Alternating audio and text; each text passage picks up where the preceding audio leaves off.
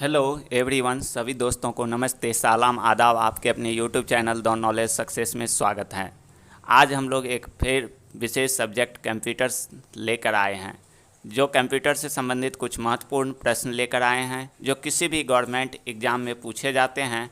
चाहे वह किसी भी एग्ज़ाम हो, चाहे वह KBS हो या कोई भी टीचिंग एग्ज़ाम हो या बेल्ट्रॉन DE हो या स्टेनो हो या बैंकिंग हो या SSC हो, रेलवे हो या अदर कोई भी गवर्नमेंट एग्ज़ाम जिसमें कंप्यूटर से संबंधित कुछ प्रश्न पूछे जाते हैं, वह अति महत्वपूर्ण प्रश्न लेकर आए हैं जो एक्सप्लेनेशन के साथ हम लोग, व्याख्या के साथ हम लोग पढ़ेंगे, उसका पूरा एनालिसिस करेंगे।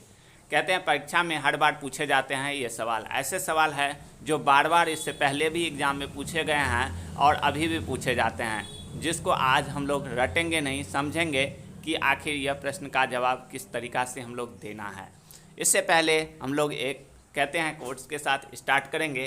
कहते हैं कि छाता बारिश नहीं रोक सकता है मगर बारिश में खड़े रहने की हौसला ज़रूर देता है। कहते हैं छाता बारिश नहीं रोक सकता है मगर बारिश में खड़े रहने की हौसला ज़रूर देता है। उसी तरह आत्मविश्वास सफलता की गारंटी तो नहीं देता मगर सफलता के लिए संघर्ष करने की प्रेरणा ज़रूर देता है। कहने के तात्पर्य है कि यह सफलता ही सफलता की जर्नी है। अगर एक बार कोई भी एग्ज़ाम में असफल हो जाएं तो हमें निराश और हताश नहीं होना है, हमें और उससे ज़्यादा संघर्ष और लगन से मेहनत करना है, सफलता अवश्य मिलेगी।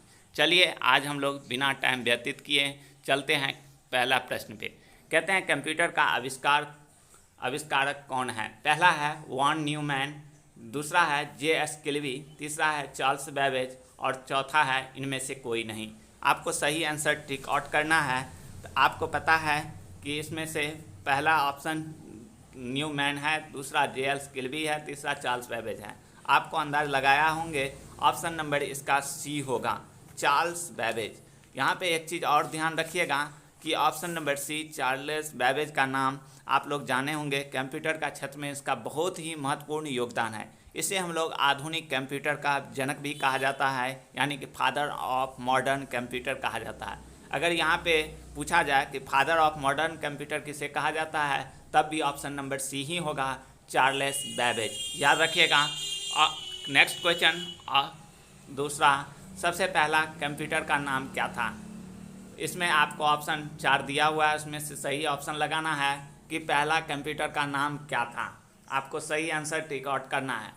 कहते हैं कि इसमें से आपको ऑप्शन नंबर इसका होगा ऑप्शन नंबर B ENIAC, क्योंकि यह 1946 में अमेरिका वैज्ञानिक JP एल्कर्ट और जॉन म्यूचली के द्वारा प्रथम इलेक्ट्रॉनिक कंप्यूटर का आविष्कार किया गया था और जिनका नाम रखा गया था ENIAC। ENIAC का पूरा नाम याद रखिएगा, कभी कभी फुल फॉर्म भी पूछ लिया जाता है। इसका पूरा फुल फॉर्म नाम है electronic numerical integrated and calculator. Option next question है ऑप्शन 3 क्वेश्चन है, आधुनिक कंप्यूटर का खोज सर्वप्रथम कब हुआ? पहला ऑप्शन है 1949, दूसरा है 1951, तीसरा है 1946 और चौथा है 1947। आपको सही ऑप्शन टिक आउट करना है। ऑप्शन नंबर होगा 1946, क्योंकि अभी अभी हमने पढ़े हैं कि 1946 में ही ENIAC सबसे पहला कंप्यूटर अमेरिका के वैज्ञानिक के द्वारा JP एल्कर्ट और जॉन म्यूचली के द्वारा किया गया था। इसीलिए ऑप्शन नंबर C होगा 1946। कहते हैं कंप्यूटर क्षेत्र में महान क्रांति कब आई?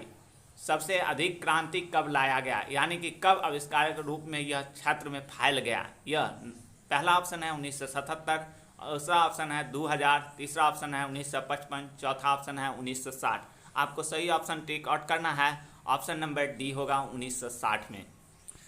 कहते हैं कंप्यूटर का हिंदी नाम क्या है? आपको पहले से पता है कि पहला है गणना करने वाला, दूसरा है संगणक, तीसरा है हिसाब लगाने वाला, चौथा है परिगणक।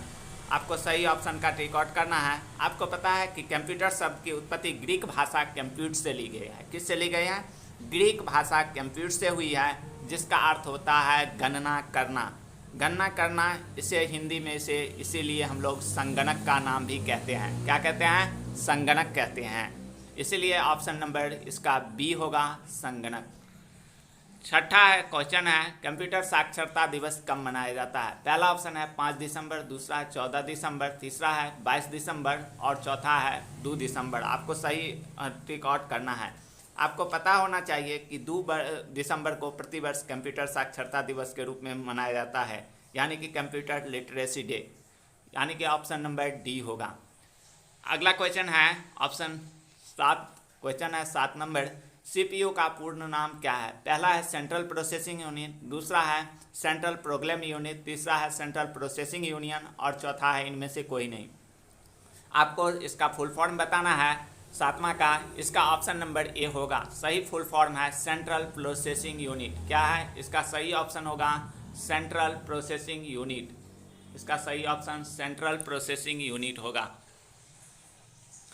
8वां है, इनमें से कौन सा सर्च इंजन नहीं है? पहला है गूगल, दूसरा है याहू, तीसरा है बैड्यू, चौथा है वॉलफॉर्म alpha.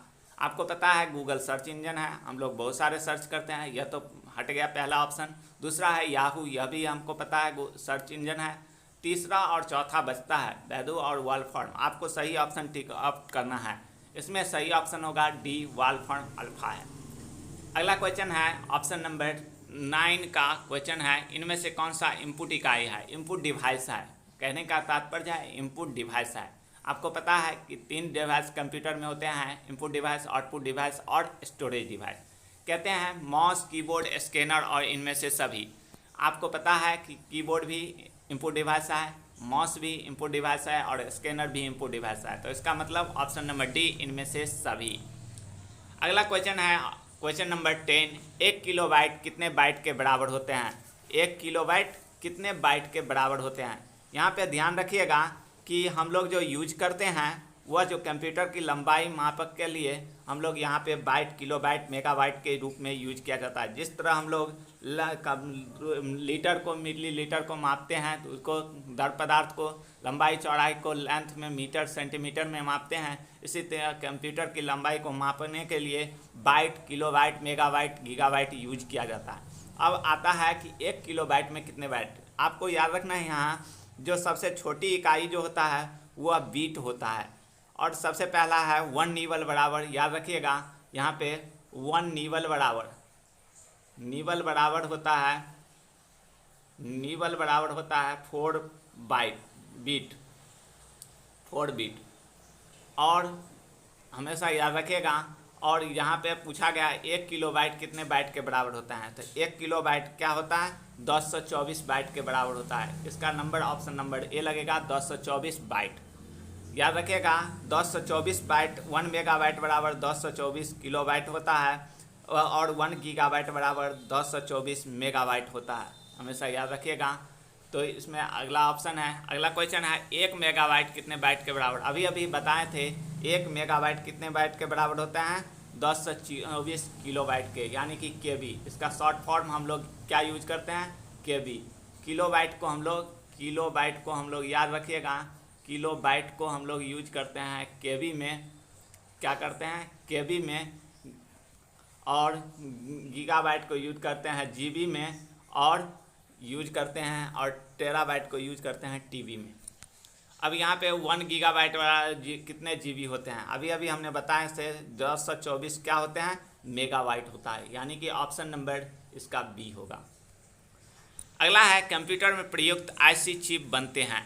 IC integrated circuit chip जो है वह कंप्यूटर में किस से बनता है? पहला है क्रोमियम से, आयरन ऑक्साइड से, सिल्वर से और सिलिकॉन से।